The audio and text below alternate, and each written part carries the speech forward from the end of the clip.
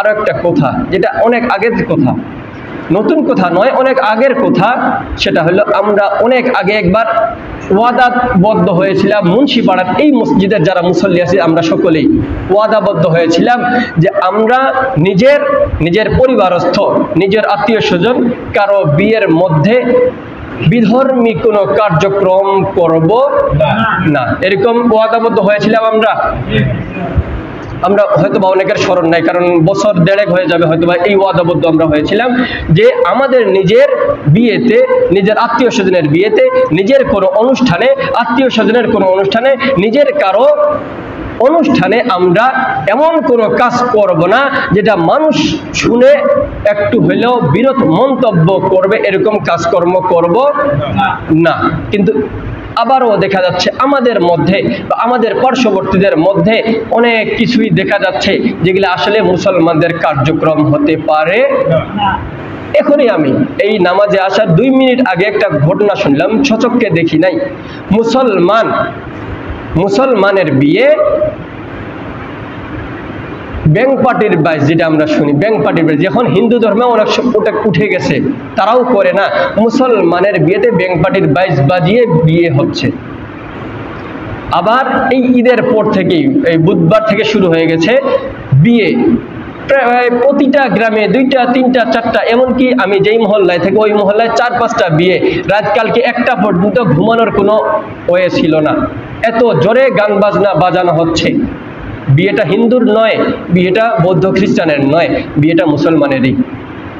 কষ্ট পাচ্ছে আবার মুসলমানের বিয়েতে মুসলমানেই কষ্ট পাচ্ছে। এজন্য আমরা আবার ওয়াদাবদ্ধ হব আজকের থেকেই যে ইতিপূর্বে যেটা হয়ে গেছে আল্লাহ তাআলার কাছে আমরা ক্ষমা চাইবো, আল্লাহ তাআলা আমাদেরকে ক্ষমা করে দেন, সকলে বলে আমিন। পরবর্তীতে আমরা আমাদের আত্মীয় স্বজন বা পাড়া প্রতিবেশী কারো বিয়েতে যদি গান বাজনা উচ্চ আওয়াজে বাজানো হয়, সেই বিয়েটা আমরা সকলেই অ্যাভয়েড করে চলবো ইনশাআল্লাহ। পারবেন তো? পারবেন? গোস্তের দাম কিন্তু অনেক বেশি, গোস্ত কিনতে গেলে 700 টাকা, 750 টাকা কেজি, কিন্তু যদি বিয়েটা যাই তাহলে হয়তো বা 200 টাকার গিফট দিয়ে খাওয়া যায় পেট ভরে। আমরা পারবো তো ইনশাআল্লাহ? কথা হইলো আইন নিজের হাতে তুলে নেওয়ার অবস্থা আমাদের হাতে নেই। আমার পাশে বাড়িতে বিয়ে হচ্ছে, জোরে গান বাজনা বাজাচ্ছে, আমি যাই তার ডেক সেট ভাঙতে পারবো না, কারণ রাষ্ট্রদ্রোহী মামলা হতে পারে। তাকে আমি হয়তো আঘাত করতে পারবো না, তাকে বাধা করতে পারি, যদি বাধা না মানে আমার আর কিছুই করার নাই। তখন নিম্ন স্তরের ইমানদার হিসেবে ঘৃণা করা।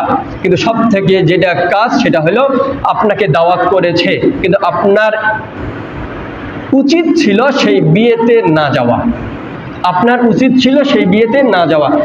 এখন মনে করেন ভুন্দাপাড়ার কোনো হিন্দু যদি আসে বলে যে আজকে এই মসজিদে যারা আসছেন সকলেরই আমার ছেলের বিয়েতে দাওয়াত, কে কে যাবেন? হিন্দুর ছেলের বিয়েতে দাওয়াত কে কে যাবেন? হয়তোবা 2-1 জন যাবে যাদের ধর্ম সম্পর্কে জ্ঞান কম, তাছাড়া অনেকেই যাবে না। কারণ আমার কাছে, আমি যেহেতু একজন সরকারি চাকরিজীবী, আমার কাছে অনেক হিন্দু খ্রিস্টানের বিয়ের দাওয়াত আসে। কারণ যেহেতু আমি এরকম একটা পর্যায়ে আছি, আমার কাছে বিয়ের দাওয়াত আসে, কিন্তু কোনোদিন আমার যাওয়ার চিন্তাও হয় না। এখন হিন্দুর বিয়েতে যদি আপনি যেতে না চান, আপনার পার্শ্ববর্তী বাড়ির লোক যেভাবে বিয়ের আয়োজন করেছে হিন্দুর থেকে কোনো অংশেই কম নয়, তাহলে আপনি কিভাবে যাচ্ছেন?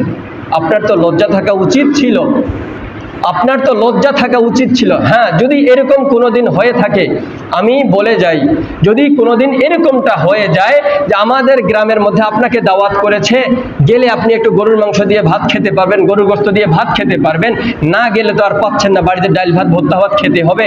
কিন্তু যাওয়াটা আপনার জন্য শুধু খাওয়ার জন্য যাওয়ার দরকার, আত্মীয়তার জন্য নয়।